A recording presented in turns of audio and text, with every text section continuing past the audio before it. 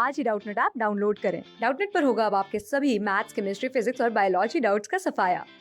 बस अपने क्वेश्चन की फोटो खींचो, उसे क्रॉप करो और तुरंत वीडियो सोल्यूशन पाओ। Download now. हेलो, नमस्कार दोस्तों। हमारे सामने प्रश्न है 18 सेंटीमीटर भुजा के टीन के किसी वर्गाकार टुकड़े से प्रत्येक कोने पर समान वर्ग काटकर इस प्रकार बने टीन के फलकों को मोड़ दिया जाए तो ढक्कन रहित एक संदूक बनता है। उससे काटे जाने वाले वर्ग की भुजा कितनी होगी तथा संदूक का आयतन उच्चतम हो, इसके लिए संदूक का महत्तम आयतन भी निकालना है। तो चलिए दोस्तों हम इसे हल करते हैं। तो दोस्तों देखिए, एक संदूक है ए बी सी डी। एक संदूक है हमारे पास ए बी सी डी। उसके कोनों को मोड़कर, उसके कोनों अर्थात ये कोना है दोस्तों, उसके कोनों को दोनों तरफ से काट के ऐसे मोड़ दिया जाए तो ये हो जाएगा। उसकी लंबाई कितनी होगी? एक्स। यहाँ से यहाँ एक्स। इसको दोनों कोनों से, चारों कोनों से इस प्रकार काट दिया जाए, चारों दोनों से इस प्रकार काट दिया जाए। एक्स एक्स लंबाई की वर्गाकार भुजा ऐसे काट के अलग कर दिया जाए तो यहाँ से कितना बचेगा दोस्तों हमारे पास? एक्स। ये भी एक्स एक्स एक्स, सभी एक्स। तो इसकी जो नई वर्गाकार हमारे पास जो प्लेट बचेगी उसकी लंबाई कितनी होगी? ये होगी 18 ऋण 2x। दोनों कोनों से x x भुजा तो 18 ऋण 2x का एक वर्ग बचेगा, जिसका नाम लेते हैं ई एफ जी एच। तो दोस्तों पहले हमारे पास ए बी कितना था, यहाँ से आप देख सकते हैं। अब ई एफ है जो नए वर्ग की भुजा, नए वर्ग की भुजा, वर्ग की जो नई भुजा है जिससे हमें निकालना है उसका आयतन, उसका भुजा कितना है दोस्तों? 18 ऋण 2x, 18 ऋण 2x की इकाई। अब दोस्तों हमें इसे आगे हल करने के लिए क्या चाहिए?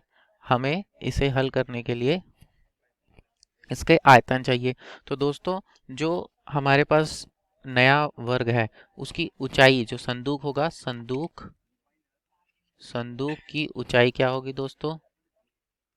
संदूक की ऊंचाई कितनी दे दी गई हमें? x।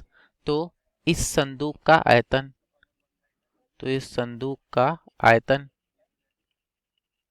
कितना हो जाएगा दोस्तों? संदूक का आयतन ये हो जाएगा वर्ग की भुजा, यानी वर्ग की भुजा का वर्ग, 18 ऋण 2x का वर्ग गुणा x। ये हो जाएगी हमारे संदूक का आयतन v बराबर 18 ऋण 2x का वर्ग। दोस्तों इसे आगे हल कर लेते हैं। v का आ जाएगा हमारे पास, v का मान आ जाएगा 18 का वर्ग। इसे वर्ग समीकरण को हल करेंगे तो हो जाएगा 324 ऋण 18 दूनी 36 दूनी 72 x धन 4x का वर्ग गुणा x। इसे हल करने पे तो जाएगा 324 x ऋण 72 x का वर्ग धन 4x की घात 3। तो v बराबर क्या आ जाएगा? समीकरण नंबर 1 ले लेंगे इसे। अब दोस्तों हमें पता है इसका महत्तम मान निकालने के लिए हमें पहले अवकलन करेंगे इसका।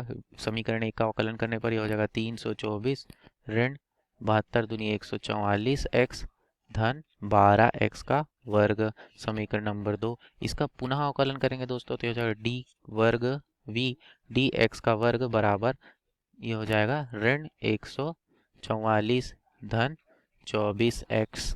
ये हो गया समीकरण नंबर 3।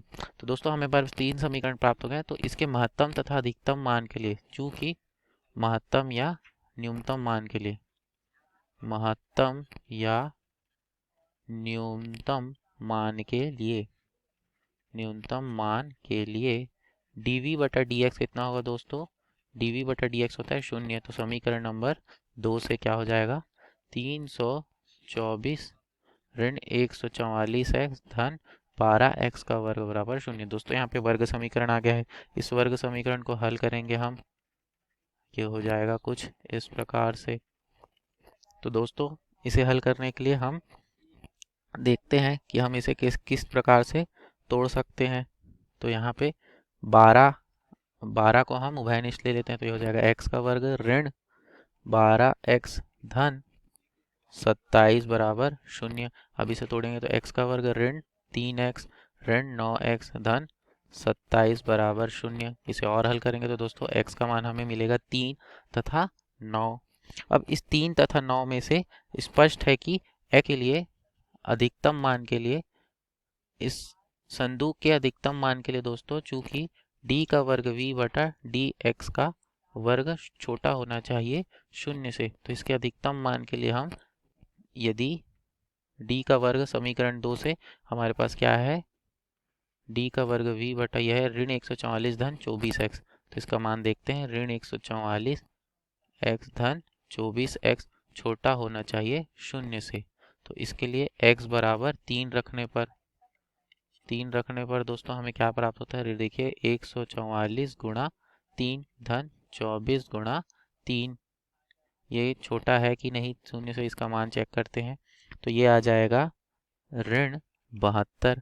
तो स्पष्ट है दोस्तों इसका मान छोटा है। तो डी वर्ग वी बटा डी एक्स का वर्ग,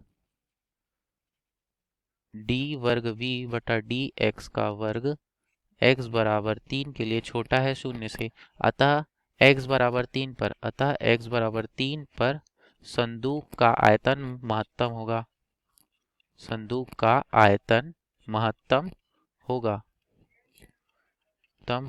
तो दोस्तों यही हमें ज्ञात करना है। तो संदूक का आयतन v बराबर कितना था, संदूक का आयतन v बराबर है 18 ऋण 2x का वर्ग गुणा x। तो x बराबर 3 हो जाएगा, v बराबर 18 ऋण 2 गुणा 3 का वर्ग गुणा 3, तो ये हो जाएगा 18 ऋण 6 का वर्ग गुणा 3, तो ये हो जाएगा 12 का वर्ग गुणा 3, ये हो जाएगा 144 गुणा 3।